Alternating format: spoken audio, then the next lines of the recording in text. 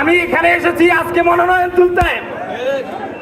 আমাকে যারা বোতল নিক্ষেপ করেছেন তাদের বলে দিতে চাই, আমাদের শক্তি যদি আমরা প্রদর্শন করি, এই জুলাই পরবর্তী সময়ে যদি কেউ এসে ক্লাস করতে চায়, শক্তি প্রদর্শন করতে চায়, তাহলে তারা যেন ছাত্রলীগ থেকে শিক্ষা গ্রহণ করে। সাবেক শিক্ষার্থী হিসেবে আমরা এখানে এসেছি ইসলামী ছাত্র শিবিরের পক্ষ থেকে আমরা মনোনয়ন উত্তোলন করব, কিন্তু আমরা দেখেছি এর আগেই বিশ্ববিদ্যালয়ে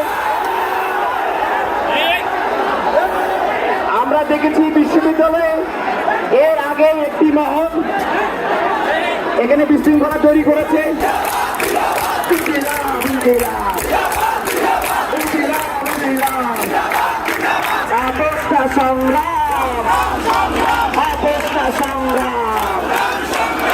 ঢাকা বিশ্ববিদ্যালয়ে ডাকসু নির্বাচন সেখানে ইতিমধ্যে আর মাত্র 9 দিনের মধ্যে অনুষ্ঠিত হতে যাচ্ছে।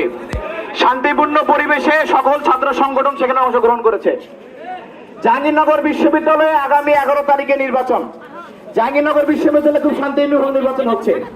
আজকে আমরা ইসলামী ছাত্র শিবির মনোনয়ন উত্তোলনের লাস্ট ডেট, সে উপলক্ষে একজন এই বিশ্ববিদ্যালয়ের শিক্ষার্থী হিসাবে, সাবেক শিক্ষার্থী হিসেবে আমরা এখানে এসেছি ইসলামী ছাত্র শিবিরের পক্ষ থেকে আমরা মনোনয়ন উত্তোলন করব, কিন্তু আমরা দেখেছি এর আগেই বিশ্ববিদ্যালয়ে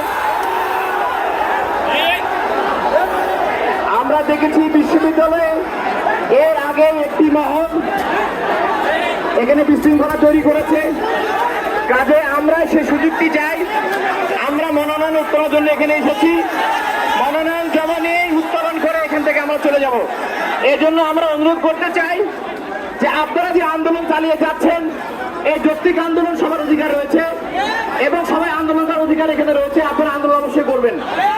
আপনাদের প্রত্যেক যৌক্তিক দাবি প্রশাসন অবশ্যই মেনে নিবে, আমরা আশা করছি। রাকসুতে একজন ভিপি প্রার্থী, আমি এখানে এসেছি আজকে মনোনয়ন তুলতে। আমাকে যারা বোতল নিক্ষেপ করেছেন তাদের বলে দিতে চাই, আমাদের শক্তি যদি আমরা প্রদর্শন করি,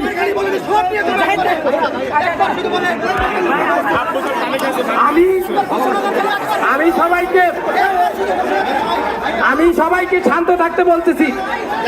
আমরা ভালোবাসা বিলাতে চাই, আমরা কারোর সাথে দ্বন্দ্বে জড়াতে চাই না। আমরা মনোনয়ন ফর্ম তুলতে এসেছি, মনোনয়ন ফর্ম তুলে আমরা চলে যাব। ছাত্র দলের ভাইয়েরা, আমরা তাদেরকে বন্ধু সংগঠন মনে করি। তারা যদি কোনো যৌক্তিক দাবি আদায়ের জন্য এখানে এসে থাকে, তাহলে তারা তাদের যৌক্তিক দাবি আদায় করুক, আমরা তো বাধা দিচ্ছি না।